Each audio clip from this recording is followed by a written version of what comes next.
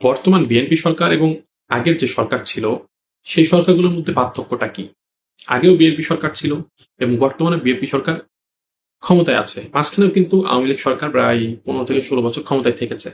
তো এই যে recycling, Awami League BNP, Awami League BNP, সবার বক্তব্যের মধ্যে একটা মিল ছিল।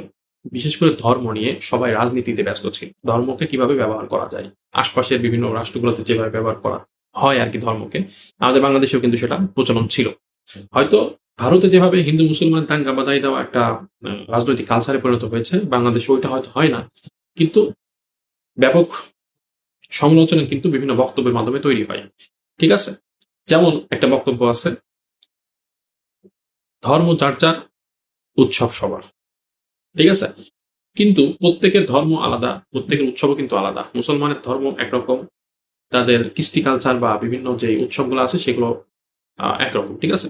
আর হিন্দু, তাদের ধর্ম যেমন, তাদের আলাদা উৎসবগুলো আছে। আবার যারা খ্রিস্টান আছে তাদেরও কিন্তু আলাদা আলাদা উৎসব আছে। তো এই বিষয়গুলো নিয়ে বর্তমান প্রধানমন্ত্রী তারেক রহমান একটা বিশেষ বক্তব্য দিয়েছেন। সেই বক্তব্যটা আমি আপনাদের আগে শোনাই, তারপরে আপনারা বিষয়টা নিয়ে বিস্তারিত জানাবেন এবং আমিও কিছু কথা বলব। সরকার ধর্ম নিয়ে রাজনীতি করতে চায় না, ধর্মকে রাজনৈতিক স্বার্থে আমরা ব্যবহার করতে চাই, অতীতেও আমরা তা করি। আমাদের সরকারের দৃষ্টিভঙ্গি হচ্ছে ধর্ম যার যার, নিরাপত্তা পাবার অধিকার সবার। ধর্ম বর্ণ নির্বিশেষে বাঙালি অবাঙালি, বিশ্বাসী অবিশ্বাসী, সবাই সকল ক্ষেত্রে সমানভাবে অধিকার ভোগ করবে, এটাই বর্তমান সরকারের নীতি। আপনারা দেখলেন তারেক রহমান কিন্তু সুন্দর একটি বক্তব্য দিয়েছে। তিনি জানেন যে ধর্ম যার যার, উৎসব তার তার। ঠিক আছে? তিনি কিন্তু ধর্ম যার যার, উৎসব সবার এই কথা বলেননি। তিনি টেকনিক্যাল একটা কথা বলেছেন, ধর্ম যার যার, নিরাপত্তা পাওয়ার অধিকার সবার। ঠিক আছে?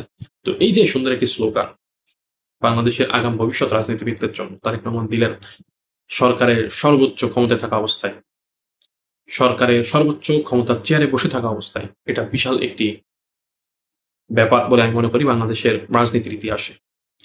তো তারেক রহমানের এই বিষয়টা আপনাদের কাছে কেমন লেগেছে অবশ্যই জানাবেন। এবং আগে যেই রাজনৈতিক বক্তব্যগুলো ছিল বিভিন্ন নেতার, ধর্ম যার যার, উৎসব সবার, তাদের সাথে আপনি কি একমত না দ্বিমত, নাকি তারেক রহমান যে কথাটা বলেছে ধর্ম যার যার, নিরাপত্তার পাওয়ার অধিকার সবার, এই কথাটার সাথে একমত অবশ্যই কমেন্ট বক্সে জানাবেন। সবাই ভালো থাকবেন, সুস্থ থাকবেন। আল্লাহ হাফেজ।